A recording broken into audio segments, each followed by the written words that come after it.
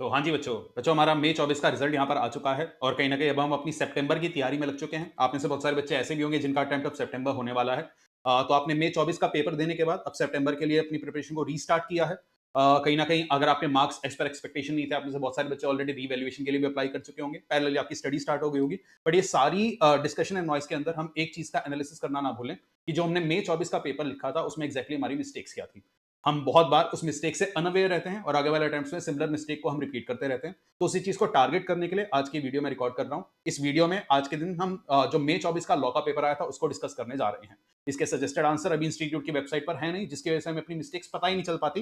तो just to guide you through that कि आपने जो पेपर लिखा था उसमें आपसे कहां मिस्टेक रही होगी, आज की इस वीडियो में मई 24 के पेपर का पूरा एनालिसिस करेंगे।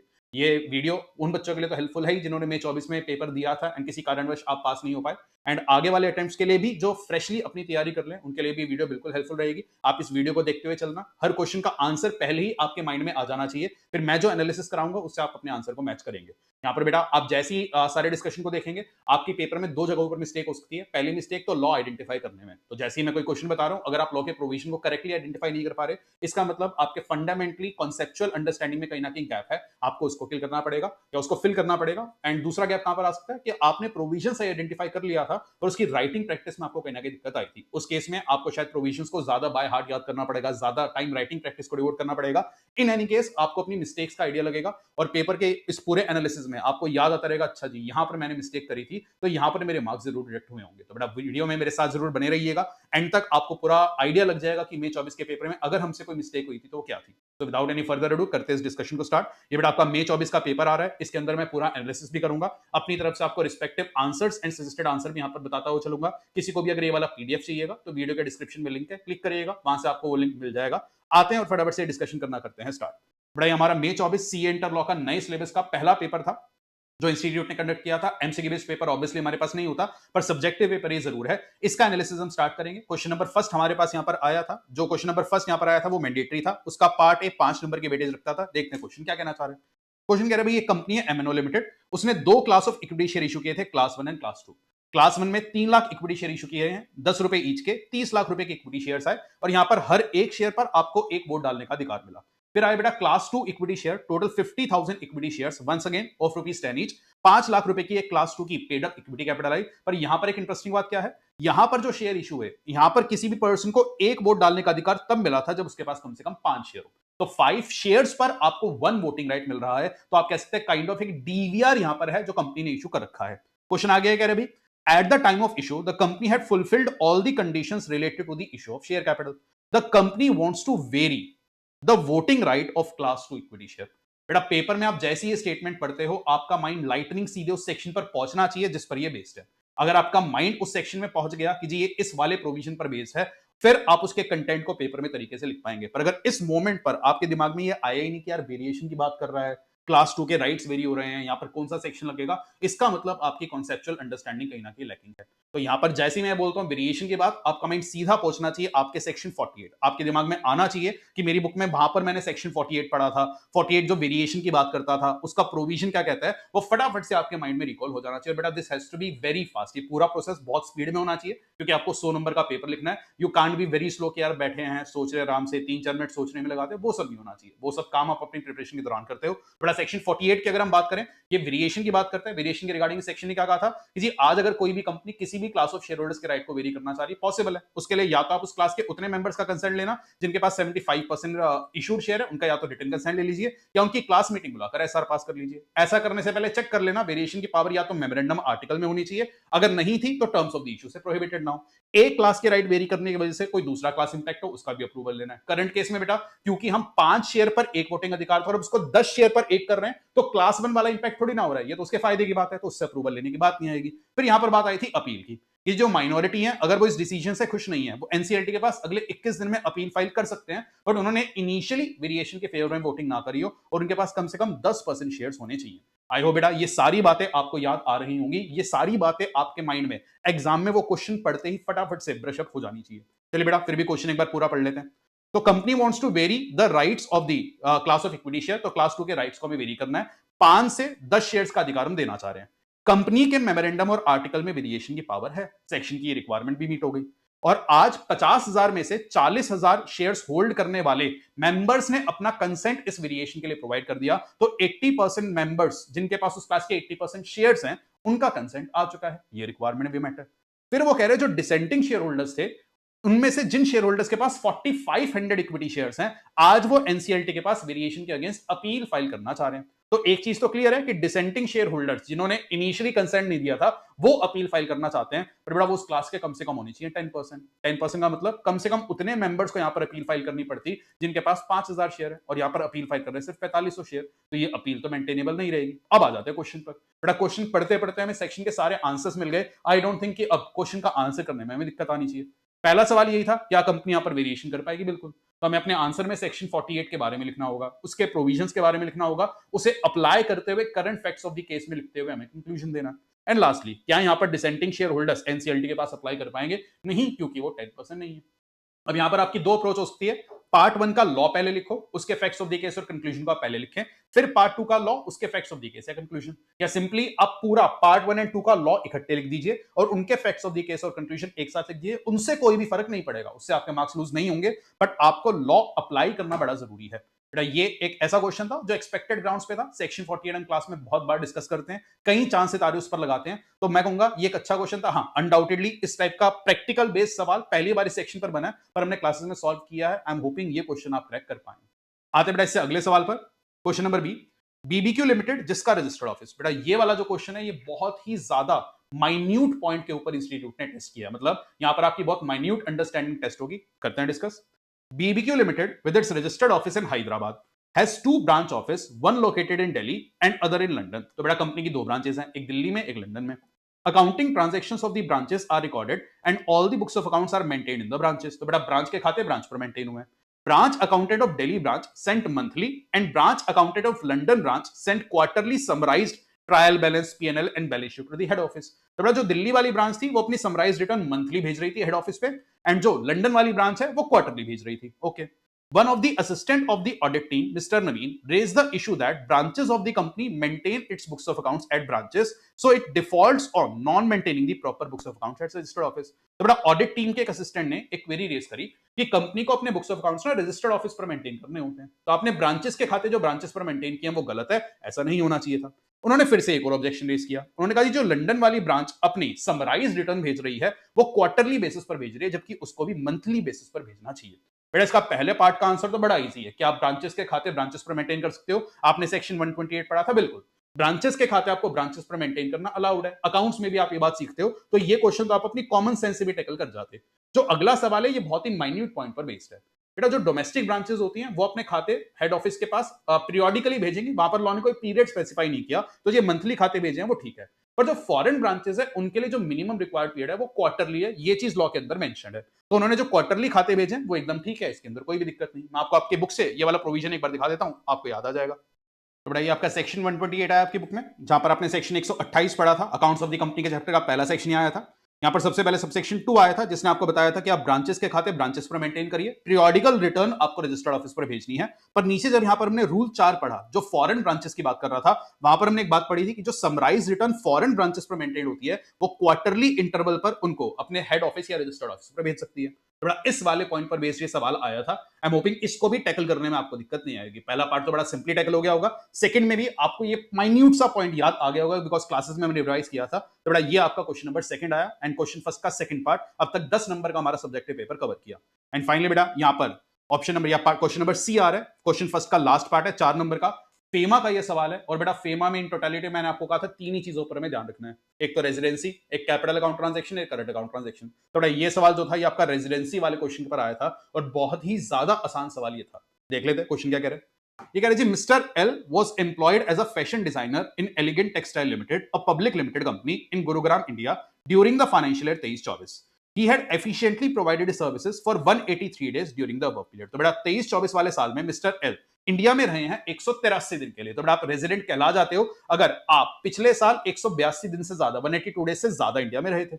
आगे कह रहे हैं on 1st of April mister H the human resource manager of Jeff fashions limited Paris offered him a better employment opportunity in company. तो बेटा 1 अप्रैल को उन्हें एक पेरिस बेस्ड फॉरेन कंपनी से एम्प्लॉयमेंट अपॉर्चुनिटी का ऑफर आया। और 2 अप्रैल को mister L left India for taking up employment as a production controller at Jeff fashion limited in Paris. और बेटा 2 अप्रैल को वो इंडिया के बाहर चले गए for the purpose of EBU, employment business या अनसर्टेन पीरियड। तो बेटा एम्प्लॉयमेंट के लिए आज वो इंडिया के बाहर जाकर सेटल हो गए हैं। 30 अप्रैल को वो इंडिया वापसी आए सिर्फ 10 दिन के लिए कोई फैमिली फंक्शन अटेंड करने के लिए, मतलब उनका ईबीयू अभी भी इंडिया के बाहर है। बेटा इससे ज्यादा आसान सवाल रेजिडेंसी के कॉन्सेप्ट पर नहीं बन सकता। पहला सवाल ये भाई, आपको उनका रेजिडेंशियल स्टेटस बताना है जब वो फैमिली फंक्शन अटेंड करने 30 अप्रैल को इंडिया आए थे। But he will continue to be PROI. हमने एक बात समझी थी कि अगर आप पिछले साल 182 दिन से ज्यादा इंडिया में रहे थे, आप रेजिडेंट तो होते हैं, पर अगर आप इंडिया के बाहर चले जाते हैं फॉर द पर्पस ऑफ ईबीयू, उसी मोमेंट से आप क्या बन जाते हैं, पीआरओआई। तो यहां पर इनका रेजिडेंशियल स्टेटस क्या होगा, पीआरओआई। आगे वो कह रहे हैं भी, अगर इंस्टेड ऑफ वेकेशन वो इंडिया वापसी आए होते इंडिया में एम्प्लॉयमेंट करने के लिए, मतलब अगर वो इंडिया में आकर के एम्प्लॉयमेंट ज्वाइन कर लेते तो उसी मोमेंट वो क्या हो जाते, पीआरआई। तो हमें सिंपली ईबीयू देखना था। इसका आंसर भी मैं आपको आपकी मेन बुक से एक बार दिखा देता हूं, आपको रिकॉल हो जाएगा। तो बेटा इस आंसर में आपको ये सेक्शन 2 क्लॉज 5 मेंशन करना था, पर्सन रेजिडेंट इन इंडिया का। ये पहला क्लॉज आपके आंसर में आना चाहिए था कि जी रेजिडेंसी का मतलब क्या है। तो ये पहला पॉइंट, ईबीयू के दोनों क्लॉजेस, इतना आपके आंसर में मेंशन होना चाहिए था, फिर आपका कंक्लूजन आ जाता। That's it. तो बड़ा ये आपका क्वेश्चन नंबर 1 आया था, 14 मार्क्स की वेटेज जो रख रहा था। आई एम होपिंग कि यहां पर आपने इसको सही आइडेंटिफाई किया हो, नहीं भी किया था तो आपको आपकी मिस्टेक जरूर पता चल गई हो। आते बेटा इससे अगले सवाल पर। अब आगे जो क्वेश्चंस यहां पर आ रहे हैं, ये पेपर का जो पैटर्न था बेटा, क्वेश्चन नंबर 1 तो कंपलसरी था। आगे आपको टोटल 5 सवाल मिलेंगे जिनमें से कोई भी 4 आपको अटेम्प्ट करने थे, तो 5 में से 4 की चॉइस आपके पास आती थी। आते बेटा क्वेश्चन नंबर 2 के फर्स्ट पार्ट पर, देखते हैं ये क्वेश्चन किस चीज की बात कर रहा है। तो बेटा private placement, once again I would say, एक एक्सपेक्टेड सेक्शन पर बेस्ड ये सवाल आया था। Referring to the provision of Companies Act, answer the following queries. पहला सवाल, what is the type of resolution to be passed and maximum number of persons जिनको आप प्राइवेट प्लेसमेंट कर पाएंगे। तो बड़ा प्राइवेट प्लेसमेंट के लिए हम रेजोल्यूशन पास करते हैं एसआर, और मैक्सिमम कितने लोगों को कर पाएंगे, 200। ये बात लिखनी है, 200 के लिमिट में क्यूआईबीज एंड ईसॉप का हम काउंट नहीं करते, ये वाली बात हमें मेंशन करनी थी। अगला कह रहे जी, explain the consequences of non allotment of share within the stipulated time. बेटा प्राइवेट प्लेसमेंट में मैंने एक बात और सीखी थी कि एप्लीकेशन बनी आते ही 60 दिन में अलॉटमेंट करना, नहीं कर पाए कोई दिक्कत नहीं, 15 दिन अभी आपके पास पैसा रिफंड करने के लिए है, तो अपने आंसर में ये जरूर मेंशन करना है कि 15 दिन में पैसा रिफंड करेंगे। नहीं किया तो फिर आपको 12% ब्याज के साथ पैसा लौटाना पड़ेगा, पर इंटरेस्ट लगेगा 61st डे से। एंड लास्टली, अगर कंपनी ने शेयर अलॉट कर दिए होते, when can the company start utilising the fund, मतलब अगर बेटा कंपनी शेयर्स को अलॉट कर चुकी होती तो क्या फिर वो इस पैसे को, प्राइवेट प्लेसमेंट से जो भी पैसा रेस किया है, इमीडिएटली इस्तेमाल कर पाएगी, नहीं। बिकॉज प्राइवेट प्लेसमेंट के केस में आपको अलॉटमेंट के बाद रिटर्न ऑफ अलॉटमेंट फाइल करना भी जरूरी होता है, उसके बाद ही वो फंड्स इस्तेमाल हो पाएंगे। तो बड़ा ये private placement one of the most important section जो हमारे सिलेबस में रहता है, उस पर बेस सवाल आया था। मैं आपको आपकी बुक से फटाफट से एक बार दिखा भी देता हूं ताकि आपको चीजें रिकॉल। तो बड़ा ये आपका सेक्शन 42 आ गया प्राइवेट प्लेसमेंट का। यहां पर ये 200 वाली बात कि 200 लोगों को करेंगे, क्यूआईबी ईसॉप काउंट नहीं होते। आगे आपकी अलॉटमेंट की बात आ जाएगी कि 60 डेज में आपको अलॉटमेंट करना चाहिए, वरना 15 दिन में आप पैसा रिफंड करेंगे, वरना फिर आपको 12% इंटरेस्ट के साथ पैसा लौटाना पड़ेगा जो 61st डे से काउंट होगा।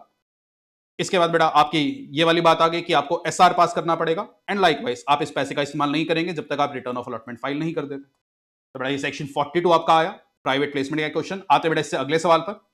अगला जो क्वेश्चन है बेटा, ये वाला पॉइंट तो पता नहीं क्लास में कितनी ही बार हमने डिस्कस किया था, मतलब I guess from the discussion from the very first chapter और till the end of the syllabus कई बार ये वाला पॉइंट डिस्कस होता है। आई एम होपिंग इसको तो आप टेकल कर गए होंगे। 3 नंबर का ये सवाल आया है। क्वेश्चन ये कह रहा है, एक कंपनी है, उसमें mister M and mister P joint share holder है। आज कंपनी ने एक मीटिंग बुलाई है, वहां पर एक स्पेशल बिजनेस डिस्कस करना है, आर्टिकल्स को ऑल्टर करने का। और इस मीटिंग में मिस्टर एम जो एक जॉइंट शेयर होल्डर है, वो तो रिजोल्यूशन के फेवर में है और मिस्टर पी उसके अगेंस्ट में है। कंपनी फंस गई। वो कह रही जी एक जॉइंट शेयर होल्डर फेवर में है, दूसरा अगेंस्ट में, किसके वोट को हम काउंट करें। बेटा ये बात इतनी बार डिस्कस करी, हमारी बुक के अंदर भी गिवन है, सेक्शन 88 के एंड में भी सिमिलर एक सवाल था आपकी बुक में। तो बेटा यहां पर जब भी कोई जॉइंट शेयर होल्डर होते हैं, उनके बीच में जब भी क्लैश आ जाए तो हम सीनियर मोस्ट मेंबर की बात सुनते हैं। और सीनियर का मतलब यहां पर क्या होता है, सीनियरिटी डिसाइड होती है in the order of the register of member, मतलब रजिस्टर ऑफ मेंबर में क्रोनोलॉजिकली जिसका भी नाम पहले आ रहा होगा उस मेंबर की बात यहां पर मानी जाएगी। ये चीज हमें यहां पर मेंशन करनी थी। अगला क्वेश्चन भी बेटा I will say very very easy, one of the most expected sections के ऊपर ये सवाल आया। एक कंपनी है, पब्लिक कंपनी है, जिसकी नेटवर्थ 110 करोड़ है, टर्नओवर 450 करोड़ है। आपको बताना है पब्लिक से डिपॉजिट एक्सेप्ट कर सकती है, सेक्शन 76 पर बेस्ड ये सवाल है। एलिजिबल कंपनी का क्वेश्चन है, बिकॉज पब्लिक से डिपॉजिट सिर्फ एलिजिबल कंपनी एक्सेप्ट कर पाएगी। एलिजिबल कंपनी एक ऐसी पब्लिक कंपनी को माना जाता है जिसकी या तो नेटवर्थ 100 करोड़ हो या टर्नओवर 500। तो क्योंकि नेटवर्थ 100 करोड़ है, ये एलिजिबल कंपनी है, बिल्कुल पब्लिक से डिपॉजिट एक्सेप्ट कर पाएगी। आते हैं अगले सवाल पर। यह आपका जीसीए पर बेस्ड क्वेश्चन आ गया। क्वेश्चन कह रहे हैं भाई, board of director of cool private limited through a resolution passed in the board meeting granted authorization to Mr. Sharath, CEO of the company, to appoint 2 employees for the procurement department. Subsequently, Mr. Sharath selected Mr. Suresh and Mr. Hemant. तो बड़ा आज शरद जी के पास power थी कि वो company में कुछ employees को अपॉइंट कर सकते थे, तो उन्होंने 2 एम्प्लॉइज को अपॉइंट कर दिया. However, एक महीने के बाद mister Sharad, noticing unsatisfactory performance and lack of honesty in their duties, issued dismissal orders for both the employee. फिर बड़ा कुछ टाइम के बाद उन्हें इनका काम पसंद नहीं आया, तो इन्होंने उनको डिसमिसल ऑर्डर प्रोवाइड कर दिया. इनमें से मिस्टर सुरेश ने एक ऑब्जेक्शन क्या रेज किया. उन्होंने कहा जी बोर्ड ऑफ डायरेक्टर ने मिस्टर शरद को अपॉइंट करने की पावर तो दी है, पर रिमूव करने की पावर नहीं दी, इसलिए मेरा जो रिमूवल है वो गलत है. बड़ा सेम क्वेश्चन आपके बुक में भी था, सेक्शन 16 ऑफ द जीसी का ये सवाल है. Let me just show you. Section 16 आपका जीसी का आ गया कि अगर किसी अथॉरिटी के पास अपॉइंट करने की पावर है तो सस्पेंड या डिसमिस करने की पावर भी होती है, ये इंप्लाइड माना जाता है. और जहां पर आपका ये टॉपिक खत्म हो रहा था वहां पर आपका ये सवाल भी था. बिल्कुल डिक्टो सेम क्वेश्चन था, सेम ऑब्जेक्शन रेज किया गया था. तो मैं कहूंगा कि बुक का ये क्वेश्चन एक तरह से कॉपी पेस्ट होकर आपके पेपर में आ गया. चलिए एनीवेज आते इससे अगले सवाल पर. देखते भाई अगला क्वेश्चन आपके पेपर में क्या कहना चाह रहा था. क्वेश्चन सेकंड का, क्वेश्चन सेकंड के बेटा सी पार्ट का सेकंड सब पार्ट आया. इसको पढ़ के शायद आपको एक बार तो लगा होगा यार इंस्टीट्यूट ने नेगोशिएबल इंस्ट्रूमेंट एक्ट को हमारे सिलेबस से रिमूव तो कर दिया था, नए सिलेबस का पार्ट नहीं था, पता नहीं उस पर सवाल कहां से आ गया. तो बेटा नेगोशिएबल इंस्ट्रूमेंट एक्ट का एक रेफरेंस जरूर आया है, पर यहां पर आपको जो आंसर करना है वो जीसीए के हिसाब से ही करना है. देखते हैं क्वेश्चन क्या कहना चाह रहे हैं. ये कह रहे जी mister M issued a cheque of ₹3 lakh dated 31 December at 10 AM. तो बेटा 31 दिसंबर को 3 लाख रुपए का एक चेक इशू हुआ. मिस्टर एन को उनको कुछ कंसिडरेशन पे करनी थी मेडिकल सर्विसेज के टुवर्ड्स. मिस्टर एन ने बेटा जाकर के चेक बैंक में प्रेजेंट किया है 31 मार्च को बैंकिंग आवर्स के दौरान. The check was dishonored, taking the plea that it was not presented within a time period of 3 months as per section 138 of the Negotiable Instrument Act. तो इसने आपको question एक हिंट क्या दिया कि नेगोशिएबल इंस्ट्रूमेंट एक्ट में 3 महीने की चेक की वैलिडिटी होती है. जनरल अंडरस्टैंडिंग हमारी रहती है, एक दो बार क्लास में भी हमने डिस्कस किया था कि जो भी चेक होता है 3 महीने तक वैलिड रहता है, उसके बाद वो स्टेल हो जाता है. अब सर ये 3 महीने काउंट कहां से होते हैं? From the date of issue of the cheque, जिस भी दिन चेक बनाया गया. तो सर यहां पर जीसीए कहां से आ गया? बेटा 3 महीने 31 दिसंबर से काउंट कैसे करें? क्या 3 महीने में 31 दिसंबर इंक्लूड करना है या 31 दिसंबर के बाद 3 महीने आएंगे? बेटा क्योंकि वो टाइमलाइन वर्ड फ्रॉम से स्टार्ट हो रही है, 31 दिसंबर 3 महीने 31 दिसंबर के बाद कैलकुलेट करना होगा. और बाद में कैलकुलेट करने का मतलब क्या है? क्या 31 मार्च को जो चेक प्रेजेंट हुआ क्या वो वैलिड है? बिल्कुल है. इसकी पेमेंट को ऑनर करना बनता है. तो सेक्शन 9 ऑफ द जीसीए पर बेस्ड ये सवाल आपका आया. आते इससे अगले सवाल पर. क्वेश्चन नंबर 3 अब हम करने जा रहे हैं.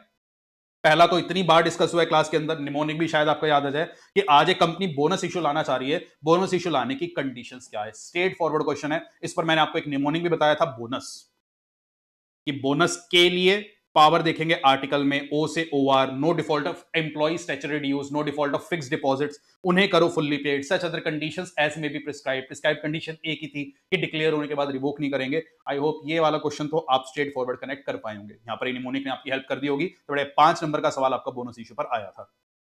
अगला सवाल जो कह रहे हैं, देखते हैं क्या कहना चाह रहे हैं. QL limited is a public limited company incorporated in Surat Gujarat with 1200 member. एक पब्लिक कंपनी है जिसमें 1200 मेंबर हैं. On 10 December 2023, a general meeting was convened in which 14 members were present in person. इतना पढ़ते ही कहीं ना कहीं एक हिंट लग जाता है कि ये जो क्वेश्चन है ये आपका कोरम के सेक्शन पर बेस्ड है. अब बेटा मई 24 में पता नहीं इंस्टीट्यूट को कोरम का सेक्शन इतना ज्यादा पसंद आया कि सिर्फ कोरम के अंदर इंस्टीट्यूट ने सब्जेक्टिव पेपर में 2 सवाल बना दिए. आज ही के डिस्कशन में आगे फिर से एक और कोरम का सवाल आएगा. आई डोंट नो एमसीक्यू में कोरम का क्वेश्चन था या नहीं, पर सब्जेक्टिव पेपर में इटसेल्फ कोरम के ऊपर 2 सवाल आपके बने हैं. तो बेटा एक पब्लिक कंपनी है, 1200 मेंबर हैं. मीटिंग में 14 मेंबर्स वर पर्सनली प्रेजेंट. मिस्टर मोहन जो 2 बॉडी कॉर्पोरेट्स के ऑथराइज्ड रिप्रेजेंटेटिव की तरह रिप्रेजेंटेड थे, वो भी मीटिंग में आए. तो बेटा हमने एक बात समझी थी, 14 मेंबर्स इन पर्सन है, एक ऑथराइज्ड रिप्रेजेंटेटिव आए जो 2 कंपनीज को रिप्रेजेंट हो रहा है, तो वो काउंट होगा 2 की तरह. तो टोटल 16 मेंबर यहां पर प्रेजेंट है. आगे कह रहे भाई Shyam, one of the important member was absent. एक मेंबर थे मिस्टर श्याम जो मीटिंग में नहीं आ पाए. Chairman mister Rahi adjourned the meeting taking plea of absence of mister Shyam to the same day next place and place next week. तो mister Rahi जो company के चेयरमैन थे, उन्होंने क्या कहा, देखो अभी मिस्टर श्याम यहां पर नहीं आए जो हमारी कंपनी के एक बड़े इंपॉर्टेंट मेंबर है, तो इवन दो 16 मेंबर यहां पर आ गए हैं, पर फिर भी मैं मीटिंग को एडजर्न कर रहा हूं अगले हफ्ते सेम टाइम एंड प्लेस के लिए. मेंबर ने इस चीज पर ऑब्जेक्शन रेज किया. उन्होंने कहा जी श्याम जी नहीं आए तो नहीं आए, हम तो आए हैं, कोरम जितने मेंबर हम हैं हमारी मीटिंग होनी चाहिए. पहला सवाल, क्या ये मीटिंग हो सकती थी? क्या कोरम जितने मेंबर प्रेजेंट हैं? तो बड़ा सेक्शन 103 कोरम का यहां पर आपको मेंशन करना था. प्राइवेट कंपनी में कोरम कितना होता है? 2 member personally present. Public company में आई होप याद होगा 5, 15, 30. 1000 तक मेंबर है तो 5 वरना 15, 5000 तक मेंबर है तो वरना 30. तो यहां पर क्योंकि कंपनी में 1200 मेंबर हैं, कोरम की रिक्वायरमेंट कितनी थी? 15. मीटिंग में 16 है, तो कोरम तो बिल्कुल वैलिड है और मीटिंग ये होनी चाहिए थी. क्या मिस्टर राही का डिसीजन मीटिंग को एडजर्न करना इस केस में ठीक था? तो बेटा बिल्कुल भी ठीक नहीं था, क्योंकि एडजर्नमेंट के रिगार्डिंग हमने एक बात क्या सीखी थी कि किसी भी मीटिंग को अगर उसमें कोरम आई है और उसको एडजर्न आपको करना है, मतलब मीटिंग चल रही है, कोरम जितने मेंबर हैं, तो चेयरमैन अपनी मर्जी से मीटिंग एडजर्न करने से पहले मेजोरिटी मेंबर्स की कंसेंट लेगा, और अगर मेजोरिटी मेंबर्स डायरेक्ट करे तब तो चेयरमैन को एडजर्न करना ही पड़ता है। तो बिना मेजोरिटी मेंबर्स की कंसेंट के मीटिंग को एडजर्न करना यहां पर ठीक नहीं था, चेयरमैन ने यहां पर गलत किया। मैं आपकी बुक से आपको ये वाला प्रोविजन भी दिखा देता हूं। तो बेटा अगर आप अपनी बुक पर आएंगे, एक तो सेक्शन 103 है, वो जाकर आप देख लेना कोरम का। आपकी बुक के बिल्कुल चैप्टर नंबर 7 के एंड में एक अनेक्जर था जहां पर हमने ये बात डिस्कस करी थी। आई होप आपको ये बात याद हो। यहां पर हमने मॉडल आर्टिकल और सेक्रेटरी स्टैंडर्ड्स का एक रेफरेंस भी दिया था, और मैंने आपको एक बात क्या समझाई थी कि जो चेयरमैन होता है वो मीटिंग के कंसेंट से, मतलब मेजोरिटी मेंबर्स के कंसेंट लेने के बाद मीटिंग को खुद से एडजर्न कर सकता है, और अगर मेजोरिटी मेंबर्स डायरेक्ट करे तो एडजर्न करना ही पड़ेगा। तो यहां पर जो चेयरमैन ने मीटिंग को सिर्फ इस वजह से एडजर्न कर दिया कि मिस्टर शाम नहीं आए, ये डिसीजन एकदम गलत था, तो ये मीटिंग करवाई जानी चाहिए थी। ये आपका एक सवाल आया कोरम पर बेस्ड। अगला सवाल कह रहे हैं भाई, what is the difference between interpretation and construction. ये भी हमने क्लास में डिस्कस करा हुआ है, हमारी बुक के अंदर स्ट्रेट अवे कवर्ड भी है, सेम क्वेश्चन आपकी बुक में गिवन भी था। Let me just show you, इतना एक बार डिस्कस भी कर लेते बेटा, इंटरप्रिटेशन कंस्ट्रक्शन में डिफरेंस क्या होता है। तो अगर आप अपनी बुक पर आएंगे पेज 14.5 पर, वहां पर आपको इंटरप्रिटेशन वर्सेस कंस्ट्रक्शन का डिफरेंस देखने को मिल जाएगा। मैंने सिंपली आपको क्या समझाया था, इंटरप्रिटेशन का मतलब क्या है, आपको कोई चीज पढ़ने के लिए दी गई, उसको पढ़कर बस आप सिंपली इंटरप्रेट कर रहे हो। कंस्ट्रक्शन का मतलब कंस्ट्रक्ट करना, मतलब बनाना। तो interpretation simply saying, literal interpretation को टेक्निकल इंटरप्रिटेशन बोला जाता है, पर जहां आप किसी भी चीज के इंटेंट के पीछे जाते हो, रियल स्पिरिट आइडेंटिफाई करते हो, उसको हम कहते हैं कंस्ट्रक्शन। ये सेम क्वेश्चन आपकी बुक में गिवन भी है, एक बार एमटीपी में 21 में आया था, अब मई 24 के पेपर में रिपीट हो गया। तो बड़ा ये आपका इंटरप्रिटेशन वर्सेस कंस्ट्रक्शन का डिफरेंस आ गया। देखते हैं अगला सवाल, अगला सवाल क्या कहना चाह रहे हैं। तो यहां पर हमारा 3 क्वेश्चंस कवर हो चुके हैं, 3 क्वेश्चन और बाकी हैं जिनमें से हमें 2 करने थे। देखते हैं भाई ये क्वेश्चन किस चीज की बात कर रहा है। क्वेश्चन 4 का first part, long boots limited एक लिस्टेड कंपनी है, engaged in the manufacturing of shoes and related accessories. The business is set on a recovery mode by the induction of new production manager mister A. The board of directors of the company had recommended the declaration of dividend of rupees 50 lakh after a gap of 8 years during which profits were inadequate to distribute the same. बेटा ये पढ़ते ही आपके mind में dividend का chapter भी आना चाहिए, section 123 भी आना चाहिए, और वो रूल भी आना चाहिए जो इनएडिक्वेट प्रॉफिट से डील करता है। इस पर कितने ही प्रैक्टिकल क्वेश्चंस हमने क्लास में डिस्कस किए, या आप अकाउंट्स के पेपर में भी शायद डिस्कस करते हो। बड़ा आज कंपनी 8 साल के गैप के बाद डिविडेंड बांटना चाहती है 50 लाख रुपए का, जबकि उसके प्रॉफिट्स इनएडिक्वेट है। मतलब पिछले 8 साल से कंपनी ने कभी डिविडेंड नहीं बांटा, पर इस साल इनएडिक्वेट प्रॉफिट्स होने के बावजूद 50 लाख का डिविडेंड कंपनी बांटना चाहती है। The dividend thus propose is to be met partially out of current year profit. बेटा करंट ईयर में हमारे पास 16 लाख रुपए हैं, तो 16 लाख रुपए से तो डिविडेंड बढ़ जाएगा, तो कंपनी बाकी जो डिविडेंड का अमाउंट है कहां से अरेंज करेगी। कंपनी के पास पिछले 8 साल में एक्यूमुलेटेड प्रॉफिट्स आ रहे 170 लाख के, जो 25% है टोटल शेयर कैपिटल का। आपको बताना है जी क्या कंपनी यहां पर डिविडेंड बांट पाएगी। बेटा रूल का ये सवाल है, एक एक करके आपको सारी कंडीशंस यहां पर अप्लाई करनी थी, और सिमिलर क्वेश्चन हमने क्लास में डिस्कस किया था। क्योंकि इस क्वेश्चन में भी एक छोटी सी दिक्कत क्या है, यहां पर आपको पेड अप कैपिटल गिवन नहीं है, पर क्या आप पेड अप कैपिटल कैलकुलेट कर सकते हो? बिल्कुल, बिकॉज आपको डिविडेंड का अमाउंट यहां पर दिया गया, एक्यूमुलेटेड प्रॉफिट्स बताया गया, और आपको कहा गया accumulated profits paid up capital का 25% है। तो 170 लाख डिवाइडेड बाय 25%, उससे आपकी पेड अप कैपिटल निकल करके आ जाएगी डिविडेंड पर बेस। ये सवाल है, डिस्कस भी कर लेते हैं, just give me a second.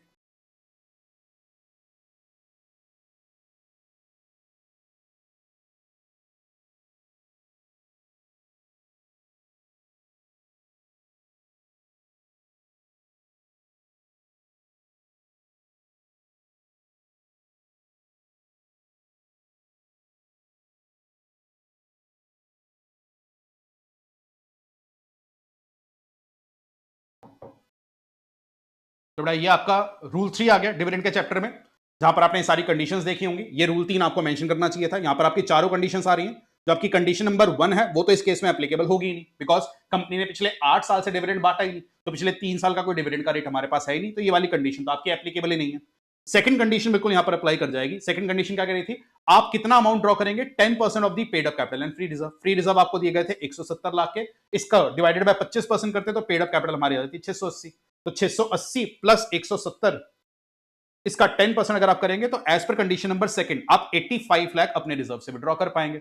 तीसरी कंडीशन कहती थी जो भी पैसा आप विड्रॉ करें उससे पहले लॉसेस को सेटअप करना, लॉसेस है ही नहीं, तो कंडीशन 3 भी यहां पर बेकार हो गई। कंडीशन 4 यहां पर जरूर इंपॉर्टेंट है, वो कह रहे हैं जी रिजर्व से सिर्फ उतना ही पैसा निकालना कि उसके बाद भी आपके रिजर्व्स में 15% of the paid up capital जितना बैलेंस बचा रहे। तो बड़ा क्योंकि हमारी पेड अप कैपिटल यहां पर निकल करके आई थी 680, तो हमारे रिजर्व्स में 15% बैलेंस होना चाहिए। 15% मतलब कम से कम 102 लाख बैलेंस हमें चाहिए। रिजर्व में है कितना? 170। तो बड़ा 170 माइनस 102 अगर हम करेंगे तो 68 लाख हम अपने रिजर्व से निकाल पाएंगे। सारी कंडीशंस को साइमल्टेनियसली अगर हम देखें तो 68 लाख इतना हम अपने रिजर्व से विड्रॉ कर सकते हैं। और करंट ईयर में हमारे पास जो प्रॉफिट से कितने थे? 16 लाख। तो 68 प्लस 16 ये मैक्सिमम अमाउंट ऑफ डिविडेंड जो हम बांट सकते हैं। और बेटा बांटना कितना चाह रहे हैं? 50 लाख। तो आप कंफर्टेबली 50 लाख का डिविडेंड इस केस में डिस्ट्रीब्यूट कर पाएंगे। आई एम होपिंग ये चीज बेटा सबको क्लियर होगी। आते अगले सवाल पर। अगला सवाल बेटा एलएलपी का था। ये सिमिलर सेक्शन आप कंपनी सेक्ट में ही पढ़ते थे, एलएलपी में मतलब इससे ज्यादा एक्सपेक्टेड लाइंस पर सवाल नहीं बन सकता। क्वेश्चन बड़ा सिंपल सा है। एलएलपी बेटा दो पार्टनर है, लड़ाई के चलते एक पार्टनर एलएलपी छोड़कर चला गया, दूसरा पार्टनर अकेले ही एलएलपी को चला रहा है। बताइए जी क्या रिपरकशन होगा? तो बेटा यहां पर सिर्फ एक सिंगल पार्टनर है, तो यहां पर अगर सिंगल पार्टनर एलएलपी में रह जाता है आपको मिनिमम पार्टनर्स इंक्रीज करने पड़ेंगे, वरना कितने टाइम के बाद वो पार्टनर पर्सन लेवल हो जाएगा? 6 महीने के बाद। क्लास में हमने लर्न कैसे किया था? 6 महीने। तो सेक्शन नंबर भी क्या था? 6। तो बड़ा section 6 of the LLP act पर बेस्ड ये सवाल आपका आया था। तो स्ट्रेट फॉरवर्ड क्वेश्चन था, बड़ा इजी क्वेश्चन मैं कहूंगा ये था। आई होप आप इसको भी टैकल कर पाए हो। अगला जो क्वेश्चन है ये आपका इंटरप्रिटेशन ऑफ स्टैट्यूज पर आ गया। जनरेलिया स्पेशलिबस नॉन डेरोगेंट, इसका इंटरप्रिटेशन ऑफ स्टैट्यूज के हिसाब से आप इंटरप्रिटेशन करके बताइए। बेटा जब भी इस टाइप की कोई लैटिन मैक्सिम आपके पेपर में आती है, मैंने आपको याद करने के कुछ ट्रिक्स बताए थे, जैसे जनरल, स्पेसिफिक, नॉन डेरोगेंट। तो एक चीज क्या समझ में आ रही है कि जनरल एंड स्पेसिफिक की बात हो रही है, तो जनरल प्रोविजन ओवरराइड करेगा या स्पेसिफिक प्रोविजन ओवरराइड करेगा? बट एक बात हमने समझी थी कि specific provision will always override the general provision. ये रूल ऑफ हार्मोनियस कंस्ट्रक्शन पर बेस्ड एक सवाल है। Let me just show you, just give me a second. तो आपके बुक में जो रूल ऑफ हार्मोनियस कंस्ट्रक्शन आ रहा था, यहां पर हमारी ये मैक्सिम गिवन भी थी, जनरेलिया स्पेशलिबस स्पेशलिबस नॉन डेरोगेंट, कि specific rule will override the general rule. अगर आपको ध्यान हो, यहां पर हमने कॉन्स्टिट्यूशन का जो आर्टिकल 245 246 डिस्कस किया था, उसका एग्जांपल भी लिया था। उससे हमने समझा था कि 245 ने general power state legislative assembly को कानून बनाने की दे रखी है, पर 246 ने स्पेसिफिक पावर स्टेट्स को कहा है आप स्टेट लिस्ट के मैटर पर कानून बनाएंगे। तो स्पेसिफिक प्रोविजन हमेशा जनरल को ओवरराइड करता है। उसी पर बेस्ड ये सवाल आया। अगला क्वेश्चन है बेटा क्वेश्चन नंबर 5 का फर्स्ट पार्ट। कह रहे जी एक कंपनी है स्टैलवर्थ लिमिटेड, एक लिस्टेड कंपनी है जिसकी पेड अप कैपिटल 11 करोड़ है, टर्नओवर इसकी 100 करोड़ आपको दी गई है। आज उसने ऑडिट कमेटी अपॉइंट कर रखी है which recommended Messrs ANC and Associates, a firm of chartered accountant having such qualification and experience as is required for appointment as the auditor of the company। तो बड़ा एक ऑडिट कमेटी है, उसने आज एक फर्म ANC एंड एसोसिएट्स को company के अंदर एज एन ऑडिटर अपॉइंट करने का रिकमेंडेशन दिया है आने वाली एजीएम में। आगे कह रहे हैं board of director disagreed with the said recommendation of the committee. Board of director को ऑडिट कमेटी का रिकमेंडेशन पसंद नहीं आया, तो उन्होंने ये मैटर रेफर बैक कर दिया ऑडिट कमेटी को। पर ऑडिट कमेटी तो अड़ी हुई है कि जी हमारी तरफ से तो ये रिकमेंडेशन है, देख लो क्या करना है। बेटा इस क्वेश्चन के अंदर आप अगर थोड़ा सा समय आपके पास हो तो बेटर रहेगा आप ऑडिट कमेटी के बारे में भी लिखें, बिकॉज यहां पर लिस्टेड कंपनी बोला गया, तो लिस्टेड कंपनीज में ऑडिट कमेटी जरूर चाहिए होती है। उसके अलावा जो अनलिस्टेड कंपनी है जिनकी पीएलटी 10-50-100, तो उनके अंदर भी ऑडिट कमेटी चाहिए होती है। आप उतना डिटेल में तो नहीं, पर आप सिंपली लिख सकते हैं being a listed company audit committee तो यहां पर होना जरूरी था। अब हमने सेक्शन 139 में ये बात समझी थी कि किसी भी कंपनी में जब ऑडिटर को अपॉइंट करना होता है मीटिंग में, तो अगर कंपनी में ऑडिट कमेटी ना हो तो मेंबर्स को डायरेक्टली ऑडिटर का रिकमेंडेशन कौन भेजते हैं? Board of director. तो क्वेश्चन का सेकंड पार्ट यही था कि जी अगर कंपनी में ऑडिट कमेटी ना होती तो मेंबर्स को ऑडिटर का रिकमेंडेशन डायरेक्टली कौन भेज देंगे? डायरेक्टर। पर अगर कंपनी में ऑडिट कमेटी है तो बोर्ड ऑफ डायरेक्टर पहले ऑडिट कमेटी से रिकमेंडेशन मंगवाएंगे। अगर उन्हें रिकमेंडेशन पसंद आ गया तो बहुत बढ़िया। Let me just show you the answer, आपको बातें रिकॉल। तो बेटा क्लासेस में चार्ट हमने डिस्कस किया था कि अगर कंपनी में ऑडिट कमेटी होती है वो ऑडिटर का रिकमेंडेशन बोर्ड को देगी, बोर्ड को रिकमेंडेशन पसंद आ गया बहुत बढ़िया, मेंबर को रिकमेंड करेंगे। अगर बोर्ड को पसंद नहीं आया वो ऑडिट कमेटी को रेफर बैक करेंगे। अगर ऑडिट कमेटी मैटर को रिकंसिडर करके नए ऑडिटर का नाम देती है, बोर्ड उसका रिकमेंडेशन मेंबर को देते हैं। पर अगर ऑडिट कमेटी अड़ जाए, क्या बोर्ड ऑफ डायरेक्टर को ऑडिट कमेटी की बात मानना मैंडेटरी? बिल्कुल भी नहीं, वो अपना खुद का रिकमेंडेशन मेंबर के आगे पेश करेंगे। तो वही वाली बात आपको यहां पर मेंशन करनी थी। तो यही क्वेश्चन था। और क्वेश्चन का एक और पार्ट था, what would be the answer if above situation was that of filling of the casual vacancy of the auditor. मतलब ये एजीएम में एक नॉर्मल ऑडिटर अपॉइंट करने की बात नहीं होती, अगर ये कैजुअल वैकेंसी वाली बात होती तो आपका आंसर क्या होता? तो बड़ा कैजुअल वैकेंसी तो बोर्ड ऑफ डायरेक्टर्स ही फिल करते हैं, तो दैट इज व्हाई हम सिंपली कहते हैं कि बोर्ड ऑफ डायरेक्टर आप कैजुअल वैकेंसी फिल कर लेना। हालांकि मैं वेट करूंगा इंस्टीट्यूट के सजेस्टेड का, I will be very happy अगर इंस्टीट्यूट अपने सजेस्टेड में सेक्शन 139 के सब सेक्शन 11 का रेफरेंस दे। मुझे लगता नहीं कि ये रेफरेंस होगा, पर अगर हुआ तो बहुत अच्छा होगा, बिकॉज सब सेक्शन 11 इस सेक्शन का क्या कहता था? अगर सेक्शन 139 के किसी भी केस में कभी भी ऑडिटर को अपॉइंट करने की बात हो और कंपनी में अगर ऑडिट कमेटी है तो बोर्ड ऑफ डायरेक्टर हमेशा उनसे एक बार रिकमेंडेशन जरूर मांगेंगे। तो मुझे लग रहा है कि इसके आंसर में इंस्टीट्यूट ने सिर्फ ये लिखा होगा कैजुअल वैकेंसी और डायरेक्टर्स खुद फिल करेंगे, तो यहां पर ऑडिट कमेटी का रोल नहीं है। पर अगर सबसेक्शन 11 को लिंक करके कहा जाए तो बिल्कुल ऑडिट कमेटी का रिकमेंडेशन एक बार डायरेक्टर्स को फिर भी मंगवाना चाहिए, अनडाउटेडली उसके रिकमेंडेशन से वो बाउंड नहीं होंगे। तो बेटा ऑडिटर के चैप्टर में भी ये एक सवाल आपका आया। अगले दोनों क्वेश्चन प्रीटी स्ट्रेट फॉरवर्ड थे। पहला क्वेश्चन कह रहे जी एलएलपी एक्ट के अंदर जो विसल ब्लोअर्स का कॉन्सेप्ट, सीटी बजाने वाला कॉन्सेप्ट, चौकीदार वाला कॉन्सेप्ट, आई होप आपको याद आ गया हो, विसल ब्लोअर्स का कॉन्सेप्ट के बारे में लिखिए। तो बड़ा सेक्शन 31 पर बेस्ड सवाल आया कि अगर कोई भी पार्टनर या एम्प्लॉय विसल ब्लोइंग करता है, एलएलपी में होने वाले फ्रॉड के अंदर किसी इन्वेस्टिगेशन में हेल्प करता है, तो कोर्ट या एनसीएलटी उसको प्रोटेक्ट करेगा, एलएलपी उसके अगेंस्ट कोई एक्शन ना ले, इस चीज का भी ध्यान रखेगा। और अगला बेटा सेक्शन 37 का सवाल आया कि अगर एलएलपी एक्ट के तहत कोई फॉल्स स्टेटमेंट आप फर्निश करते हो तो 2 साल की जेल है, 1 से 5 लाख का फाइन है। ये स्ट्रेट फॉरवर्ड क्वेश्चन आपको मेंशन करना था। ऑप्शन नंबर सी यहां पर आया, ये भी बेटा जीसीए के मैं कहूंगा one of the most expected sections पर एक बेस सवाल है। इतनी बार इस पर सवाल आ चुके हैं कि ही विल इंक्लूड शी, तो जेंडर एंड नंबर जो जीसीए के प्रोविजंस है उसके बारे में लिखना है। तो सेक्शन 13 पर ये बेस सवाल है कि किसी भी लॉ में unless the context otherwise require masculine gender will include feminine and singular will include plural और वाइस वर्सा। बस ये छोटी सी बात आपको यहां पर मेंशन करनी थी। आते बेटा लास्ट सवाल पर आपके पेपर का क्वेश्चन नंबर 6 ये था। जो क्वेश्चन नंबर 6 होता है वो इस सेंस में इंटरेस्टिंग होता है क्योंकि यही एक सवाल होता है जहां पर आपको इंटरनल चॉइस मिलती है ऑप्शन नंबर ए में। मतलब जो क्वेश्चन 6 का पार्ट ए है वहां पर आपके पास चॉइस होती है कि आप पार्ट ए का या तो ये वाला क्वेश्चन कर सकते हैं या ये वाला। आई होप नालायक को तुमने इस चीज को पढ़ लिया हो, कोई बच्चा दोनों ही सवाल ना करायो तो बड़ा 2 बार नंबर नहीं मिलेंगे। तो क्वेश्चन 6 के अंदर आपको एक इंटरनल चॉइस गिवन है, तो ए के ये 2 पार्ट से कोई भी एक आपको करना था, बाकी पार्ट बी एंड सी आपको गिवन है। कर लेते हैं डिस्कस। पहला क्वेश्चन कह रहे भाई एक कंपनी है, वन सेकंड बेटा, जो सवाल में कह रहा था ये कोरम पर बेस्ड सवाल ही आ गया। तो कोरम का एक और सवाल, मतलब 10 नंबर का पेपर आपका सिर्फ एक सेक्शन से इंस्टीट्यूट ने बना दिया। एलकेजे कंपनी है, पेड अप शेयर कैपिटल आपको दी गई है 12.5 करोड़ की, टोटल नंबर ऑफ मेंबर्स है 3500। बेटा पब्लिक कंपनी है, 3500 मेंबर है। वंस अगेन कोरम की रिक्वायरमेंट कितनी है? 15। बोर्ड ऑफ डायरेक्टर्स ने आज एक जनरल मीटिंग बुलाई है, 6 मई को मीटिंग होनी थी 2 बजे। On the date of the meeting required quorum was not present within half an hour. अब की बार कोरम नहीं आया, इसलिए मीटिंग को अगले हफ्ते एडजर्न कर दिया गया, सेम टाइम एंड प्लेस। ये बिल्कुल ठीक है। In reference to the above case scenario नीचे दिए गए 3 सवालों का जवाब आपको देना है। पहला question, what will be the fate of the meeting in case 2 members in person were present at the adjourn meeting. कहने का तात्पर्य है अगर एडजर्न मीटिंग में भी कोरम ना आए, सिर्फ 2 ही मेंबर प्रेजेंट है, तो क्या करेंगे? बेटा हमने सीखा था ये बात सेक्शन 103 में कि अगर मीटिंग कोरम की वजह से एडजर्न हुई और एडजर्न मीटिंग में भी मेंबर नहीं आ रहे तो जितने मेंबर आएंगे उन्हें ही कोरम मान लिया जाएगा। तो ये 2 मेंबर को कोरम मान करके आप मीटिंग कर सकते हैं।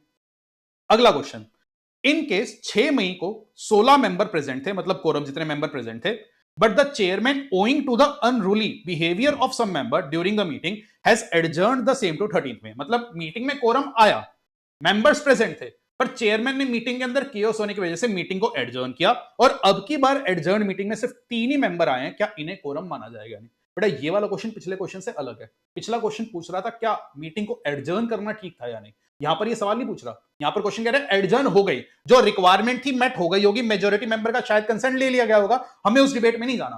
पर एक ऐसी मीटिंग जिसमें कोरम जितने मेंबर प्रेजेंट है, अगर वो एडजर्न हो जाए तो क्या एडजर्न मीटिंग में सिर्फ 2 या 3 मेंबर से काम चलेगा? The answer is no. Law ने जो आपको बेनिफिट दिया है वो सिर्फ पहले केस में दिया है कि अगर मीटिंग में कोरम नहीं थी तो एडजर्न मीटिंग में जितने लोग होंगे उन्हें कोरम मान लेंगे। पर यहां तो हमारे पास कोरम प्रेजेंट थी, तो एडजर्न मीटिंग में कोरम जितने मेंबर आने चाहिए थे, अगर नहीं आए तो आप वो मीटिंग नहीं कर सकते थे। वो मीटिंग आपकी फिर से एडजर्न होती या कैंसिल होती है एज द केस में भी, पर यहां पर आपके कोरम जितने मेंबर्स होने चाहिए थे। एंड लास्टली कह रहे भाई अगर ये मीटिंग मेंबर ने बुलाई होती सेक्शन 100 में और कोरम ना होता तो आपका आंसर क्या होता कि आप मीटिंग को एडजर्न करते? द आंसर इज नो, क्योंकि अगर मेंबर्स ही मीटिंग बुला रहे हैं और वही मीटिंग में नहीं आ रहे तो बड़ा ऐसी मीटिंग तो क्या हो जाती है? कैंसिल। तो यहां पर ये एक लेग कहूंगा, यहां पर आपका एक कॉमन सेंस जरूर इस्तेमाल हुआ होगा, पर पहला और तीसरा क्वेश्चन तो क्लास में बहुत ही ज्यादा बार डिस्कस हो चुका है। बड़ा सीए जैसे पेपर में इतना तो लेवल ऑफ एग्जामिनेशन बिल्कुल मैं एक्सपेक्ट करता हूं पेपर में होना चाहिए। अगला क्वेश्चन फिर से मैं कहूंगा one of the most expected lines पर था। सबसे सिंपल सवाल, मतलब मोस्ट ऑफ द स्टूडेंट्स ने इन दोनों पार्ट्स में से आई एम होपिंग अगर क्वेश्चन 6 किया होगा, क्वेश्चन ए का ये सेकंड पार्ट अटेम्प्ट किया होगा। पहला क्वेश्चन कह रहे जी आज इनकम टैक्स अथॉरिटी ने कंपनी के खातों में फ्रॉड पाया, क्या वो उसके खातों को रीओपन करा सकती है? सेक्शन 130 आपको लिखना है, पिछले 8 साल के खाते रीओपन हो सकते हैं। फिर कह रहे जी क्या कंपनी खुद से भी अपने खातों को रिवाइज वॉलंटरली कर सकती है? सेक्शन 131, कितने सालों तक के लिए? 3 सालों तक के लिए। ये सवाल था। अगला क्वेश्चन कह रहे जी आज ऑडिट रिपोर्ट पर कौन साइन करेगा अगर कोई प्रोप्राइटरशिप कंसर्न ऑडिट करते हैं? बेटा प्रोप्राइटरशिप कंसर्न में तो सिंगल सीए है तो वही साइन करेगा, पर अगर फर्म ऑफ ऑडिटर्स है तो उसमें साइन कौन करेगा? तो हमने सेक्शन 145 पढ़ा था, उसने कहा था जी उस पर साइन होंगे एज पर सेक्शन, जो आपने 141 सब सेक्शन 2 पढ़ा था उसके अकॉर्डिंग। वो सेक्शन क्या कहता था कि अगर एक फर्म है उसमें फर्म के बिहाफ पर फर्म नेम में ही साइन होंगे, पर साइन करेगा सिर्फ वही वाला पार्टनर जो चार्टर्ड अकाउंटेंट है। मतलब फर्म में अगर कोई सीएस लॉयर पार्टनर है आप उनसे साइन नहीं करा सकते, सीए पार्टनर से साइन यहां पर कराने हैं। अगला क्वेश्चन पूछ रहे हैं जी, अगर ऑडिटर की ऑडिट रिपोर्ट में कोई क्वालिफिकेशन है तो उसके रिगार्डिंग मीटिंग में क्या ध्यान रखना होगा एजीएम में? 145 ने एक बात और समझाई थी कि ऑडिटर की रिपोर्ट में अगर कोई भी क्वालिफिकेशन है तो मीटिंग में मेंबर्स के आगे उस क्वालिफिकेशन को कायदा रीड आउट किया जाएगा। तो ये 145 पर बेस 3 नंबर का सवाल था। अगला क्वेश्चन बेटा जो हमारा सीए फाइनल का एक नया चैप्टर इंटर में इंट्रोड्यूस हुआ था, company incorporated outside India, subjective paper में तो ये 2 नंबर का सवाल उस पर आया है।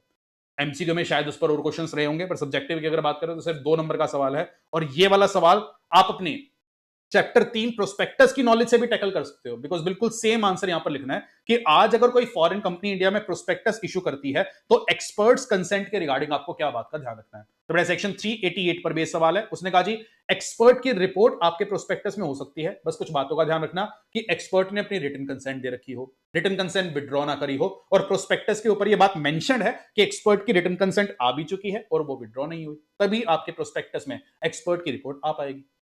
एंड फाइनली लास्ट सवाल आपका फेमा पर आ रहा है, इस पर भी बहुत सारे प्रैक्टिकल क्वेश्चंस हमने डिस्कस किए थे।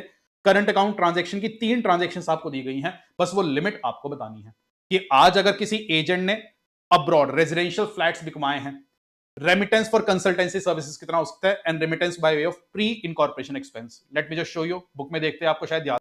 तो बड़े करंट अकाउंट ट्रांजैक्शन का शेड्यूल 3 हमने डिस्कस किया था, इसके अंदर आपकी ये वाली ट्रांजैक्शंस आ रही थी, 4 ट्रांजैक्शंस हमने देखी थी जहां पर आपको आरबीआई का अप्रूवल लेना पड़ता है। आरबीआई के अप्रूवल की जो 4 ट्रांजैक्शन थी इसमें से लास्ट 3 ट्रांजैक्शन के ऊपर क्वेश्चन बना। पहला, अगर कोई कमीशन पे करनी है हमें अब्रॉड में, मतलब हमने अब्रॉड में कोई एजेंट हायर किया था, उसने हमारा फ्लैट बिकवाया है, तो बेटा फॉरेन में हमारा फ्लैट बिकवाने की वजह से इंडिया के अंदर फॉरेन करेंसी आई होगी, उसमें से अगर मैं कुछ कमीशन अपने फॉरेन एजेंट को देना चाहूं तो कितनी कमीशन अलाउड है? 5% ऑफ द इनवर्ड रेमिटेंस, जितना पैसा इंडिया में आ रहा है, या $25,000 व्हिचएवर इज हायर, ये लिखना था। अगला, कंसल्टेंसी प्रोजेक्ट्स के लिए आप कितना पैसा पे कर सकते हो, इसमें दोनों पॉइंट्स आपको मेंशन करने चाहिए। इंफ्रास्ट्रक्चर प्रोजेक्ट की कंसल्टेंसी है तो $1 करोड़, और अगर किसी और प्रोजेक्ट की कंसल्टेंसी है तो $10 लाख पर प्रोजेक्ट। और फाइनली प्री इनकॉर्पोरेशन एक्सपेंसेस, मतलब फॉरेन से इंडिया में इनकॉर्पोरेट कराने के लिए कुछ पैसा आया तो रीइंबर्समेंट के टुवर्ड्स प्री इनकॉर्पोरेशन एक्सपेंसेस के लिए आप कितना पैसा बेच पाओगे? तो बेटा जितनी इन्वेस्टमेंट इंडिया में आई उसका 5% या $1 लाख विचेवर इज हायर। इसको याद करने का एक छोटा सा तरीका भी बनाया था, पी से प्री इनकॉर्पोरेशन एक्सपेंस, पी से 5। आई होप बेटा ये मई 24 के पेपर से आपकी कुछ यादें ताजा हुई होंगी, बहुत सारी मिस्टेक्स आपने आइडेंटिफाई करी होंगी। अगर आपकी कुछ मिस्टेक्स थी जो आप आइडेंटिफाई कर चुके हो, without feeling any guilt accept that, मेरे को एक बार कमेंट बॉक्स में आप जरूर बताइए ताकि मुझे भी आइडिया लग पाए कि आप एग्जैक्टली मिस्टेक्स कर कहां पर रहे हो, उससे मुझे आगे बच्चों को गाइड करने में और हेल्प होगी। तो यहाँ पर मेरी आपसे एक छोटी सी एक्सपेक्टेशन है, कमेंट बॉक्स में मेरे को बेटा बस इतना बताना कि क्या इस वीडियो से आपको आपकी मिस्टेक्स पता चल पाई, अगर हाँ तो किन एरियाज में आप मिस कर रहे हो। एंड आई एम होपिंग इससे आगे की तैयारी में आपके लिए एक रोड मैप बनेगा। विद दिस आज की इस वीडियो को मैं यहीं पर पॉज करूंगा। ये जो डॉक्यूमेंट मैंने इस्तेमाल किया है जो पेपर का, this I will be uploading on the Telegram channel, उसका लिंक आपको वीडियो के डिस्क्रिप्शन में मिल जाएगा, वहां से आप एक्सेस कर पाएंगे। बाकी अपनी मिस्टेक्स को ढूंढिए, आइडेंटिफाई करिए, और आगे हम वो मिस्टेक्स ना करें, वो बहुत जरूरी है। तो सितंबर अटेम्प्ट में बेटा you have to make me proud, मेरी आपसे बहुत ज्यादा एक्सपेक्टेशन है। इसी के साथ आज की इस वीडियो को मैं रेस्ट करूंगा। Take care, bye bye.